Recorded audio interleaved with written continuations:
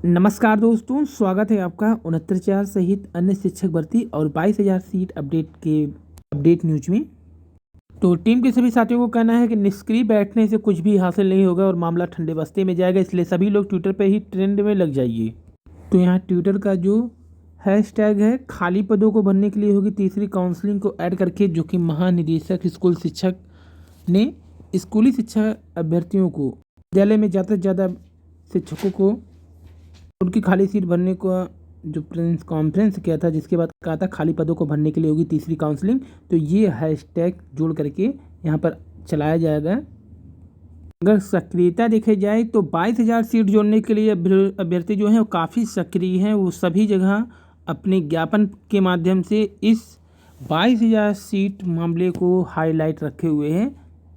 चाहे वो सांसद रवि किशन जी द्वारा मुख्यमंत्री जी को ज्ञापन भिजवाने के मामले में हो, या उनसे मिल करके 22,000 सीट जोड़ने के लिए जो 60,500 में खाली है उसके बारे में अनुरोध करने को लेकर हो।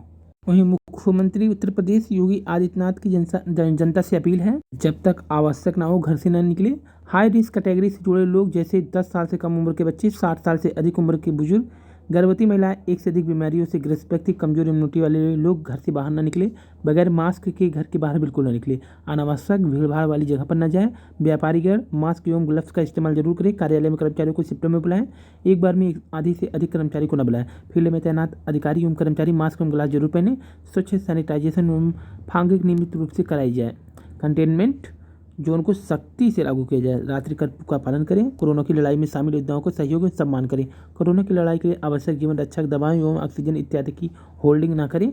अफवाहों से बचें। वहीं सांसद महोदय द्वारा तृतीय काउंसलिंग के माध्यम से भरे जाने की जो रिक्वेस्ट किया गया, देखिए इसका भी उल्लेख है इसमें। तो जल्द से जल्द अगर सब कुछ सामान्य हो जाए तो थर्ड काउंसलिंग को कराया जा सकता है। जैसा कि बेसिक शिक्षा मंत्री जी द्वारा जब अभ्यर्थियों से पूछा जाता है किसी कार्यक्रम में होते हैं तो यही जवाब देते हैं कि समान होने पर जल्दी थर्ड काउंसलिंग कराया जाएगा। आज की अपडेट न्यूज को देख लेते हैं। बेरोजगारों की भीड़ में योग्य की दरकरार, पीसीएस, आरओ, एआरओ सहित अन्य प्रमुख भर्तियों में खाली रह गए हैं पद। यूपीएससी अध्यक्ष के समक्ष मांग रखेंगे प्रतियोगी की। जो नव नियुक्त अध्यक्ष हैं श्री ने जब कार्यभार ग्रहण करने का इंतजार अभी अभ्यर्थी बेसब्री से कर रहे हैं, तो इनका जब कार्यभार ग्रहण होगा तो प्रतियोगी छात्र संघर्ष समिति 2013 से 16 तक समस्त भर्ती परीक्षाओं की जांच की मांग होगी। इसके अलावा वेटिंग लिस्ट में खाली सीट रह जाते हैं उसको भरने की मांग करेंगे। इसके अलावा 10% लोगों को बुलाने की मांग करेंगे कि प्रारंभिक परीक्षा के लिए आवेदन करने वालों का कम से कम 10% लोगों को बुलाने, हिंदी माध्यम की कापी उसी के विशेषज्ञ शिक्षक से जचवाने की भी मांग करेंगी।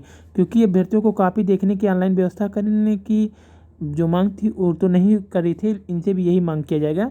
हर भर्ती की परीक्षा का प्रतीक्षा सूची जारी करने, पीएसजे न्यायिक सेवा में 4 अवसर की बाध्यता समाप्त करने जैसे मांग की जाएगी। देखिए योग्य अभ्यर्थी न मिलने से कौन कौन से पद खाली रह गए हैं। पीएसजे 2019 में 19 पद, पीएसजे 2020 में 11 पद, आरओ में कुल 43 पद खाली थे। सहायक सांख्यिकी अधिकारी में 15 पद, यूएन चिकित्सा अधिकारी के भी 5 पद, आरओ 2020 के 4 पद खाली चले गए थे। जेई के 480 पद, राजकीय मेडिकल कॉलेज में 4 पद योग्य अभ्यर्थी नहीं मिले थे। यहाँ देखिए बताया भी गया है कि योग्य अभ्यर्थी ही नहीं मिल रहे हैं। और इसके अलावा 231 पद हैं। अर्थ संख्या निरीक्षक में, एलोपैथिक में कुल 311 पद खाली थे। डेंटल सर्जन के 60 पद खाली चले गए थे, योग्य अभ्यर्थी नहीं मिले। एलोपैथिक के चिकित्सा के 33 पद, डायट प्रवक्ता के 5 पद, राजकीय मेडिकल कॉलेज के तहत 23 पद। जबकि 69,000 शिक्षक भर्ती में इतने योग्य अभ्यर्थी हैं, अभी उसकी भर्ती नहीं हो पाई है। लेकिन ये सब देखिए पद खाली चले गए हैं योग्य अभ्यर्थी नहीं मिलने के कारण। वहीं लगातार फर्जी शिक्षकों की सेवा अब समाप्त की जा रही है। लगातार फर्जी सेवाओं को जो मिले हुए थे अब उनकी जांच करके उनकी सेवा भी समाप्त हो रही है। अब तक 69,000 शिक्षक भर्ती सहित कई शिक्षक भर्तियाँ जो हुई है सब में फर्जी वाला करके, यानी गलत डिग्री लगा करके जो लोगों ने नौकरी लिया था अब उनकी सेवाओं को जांच करने के बाद समाप्त किया गया। वहीं राज्य पोषण मिशन के लिए सृजित 29 पदों की निरंतरता अवधि बढ़ी है। राज्य पोषण मिशन के संचालन के लिए सृजित 29 पदों की निरंतरता अवधि बढ़ा दी गई है। इस संबंध में बाल विकास एवं पुष्ट आहार विभाग ने शासनादेश जारी भी कर दिया।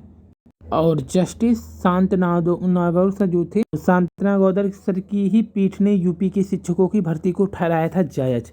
सबरीमाला मामले में 9 सदस्यीय संविधान पीठ के भी हिस्सा रहे थे शांतनागौदर से। तो यहाँ पे देखिए सुप्रीम कोर्ट के जज जस्टिस मोहन सर नहीं रहे। सुप्रीम कोर्ट के करीब 4 वर्ष के कार्यकाल के दौरान जस्टिस शांतना गौदर की कई महत्वपूर्ण फैसलों का हिस्सा रहे हुए। जस्टिस यू ललित की पीठ में शामिल रहे, जिसने उत्तर प्रदेश की बेसिक शिक्षा परिषद और 69,000 सहायक अध्यापक शिक्षक भर्ती में कटाव बढ़ाए जाने के फैसलों को जायज ठहराया था।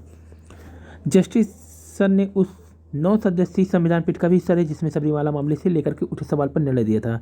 सुप्रीम कोर्ट के पुनरीक्षण अधिकार क्षेत्र के तहत अपनी सीमित शक्ति का प्रयोग करते हुए कानूनी प्रश्नों को बड़ी पीठ को भेज सकता है या नहीं, इस 9 सदस्यीय पीठ ने उठाए गए इस प्रारंभिक सवाल को खारिज कर दिया था। जस्टिस शांतना गौदर ने बीते फरवरी में उपभोक्ता हितों को लेकर के एक अहम फैसला लिया था। तो यहाँ पर एन बी रमन जो CJI थे, उन्होंने कहा बेशकीमती साथी खोया। हाई कोर्ट के मुख्य न्यायाधीश रहे, कर्नाटक में लोक अभियोजक भी रहे। वैक्सीन के लिए कच्चा माल देने को अमेरिका हो गया तैयार, झुके बाइडेन। भारत अमेरिका के NSA की वार्ता में हुआ फैसला, ब्रिटेन जर्मनी फ्रांस यूरोपीय संघ से भी जल्द पहुंचेगी मदद। और मास्क ज़्यादा ना ऊपर ज़्यादा नीचे लगाइए, कोरोना का खतरा फिर बढ़ा है, सावधानी ही सुरक्षा। 18 पार को कोविन पर पंजीकरण के बाद ही टीका, दूसरी लहर में 15 मई तक यूपी बन जाएगा हॉटस्पॉट, नीति आयोग का अनुमान। PM केयर फंड से देश में बनेंगे 551 ऑक्सीजन संयंत्र, जल्द ही कार्य शुरू। कोरोना से जंग हटवाए गए 10 सोशल मीडिया पोस्ट। 2 लाख श्रमिकों को मिली 100 करोड़ की सहायता राशि। छात्र 30 मिनट देरी से भी भेज सकेंगे उत्तर पुस्तिका, ड्यू में एक फॉर्म पर ही मिल जाएगी कस्टमर क्लियरेंस। आवश्यक दवाओं उपकरणों के आयात को गति देने की। 551 जिला अस्पताल में लगेंगे ऑक्सीजन प्लांट, बड़ा फैसला PM ने दी। केयर फंड से प्लांट लगाने की मंजूरी, ऑक्सीजन से जुड़े सामान लाने वाले जहाज बंदरगाह को छूट, तो उसको शुल्क नहीं लगेंगे बंदरगाह को। निजी वैक्सीन सेंटरों को लौटाने होंगे रोज। वहीं पंचायत चुनाव में तीसरे चरण का मतदान आज। कोरोना के इस नए तूफान से जल्द उबर जाएंगे, PM ने कहा। सरकारी बेड न मिलने पर उत्तर प्रदेश सरकार उठाएगी निजी अस्पतालों का खर्चा। सरकार ने दिया 1 करोड़ टीका का ऑर्डर। पैनिक मत कीजिए या मत होइए, तो न किसी को पैनिक कीजिए न पैनिक खुद होइए। हर किसी को जैसे लक्षण शुरू होता है, सर्दी जुकाम बुखार, वो तुरंत घबरा कर लाइन में लग जाता है। और धूप में खड़े होने के बाद जिन्हें कोरोना नहीं होता, वो भी उस भीड़ के कारण कोरोना संक्रमण के चांस बढ़ जाते हैं। यहाँ पर इन्होंने लिखा है डॉक्टर अशोक नाग, जो कि रांची के बड़े डॉक्टर हैं, कि मुझे समझ नहीं आ रहा टेस्ट करवा कर होगा क्या, कि टेस्ट के लिए इतना पैनिक क्यों, क्या करोगे जानकर के मामूली जुकाम है संक्रमण।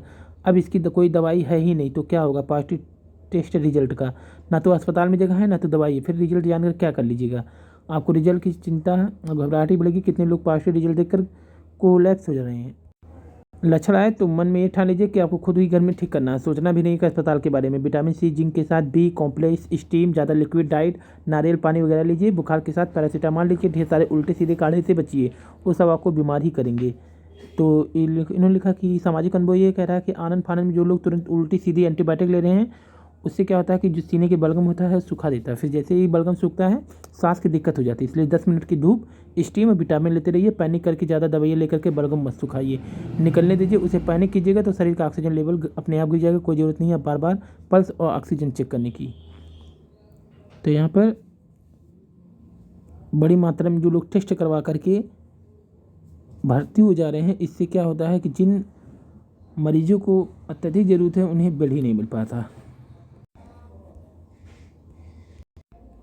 सांसद रवि किशन सर द्वारा जो मुख्यमंत्री जी को भेजा गया था लेटर पैड, उस पर उन्होंने लिखा आपके शीघ्र स्वास्थ्य होने की ईश्वर से कामना करता हूँ।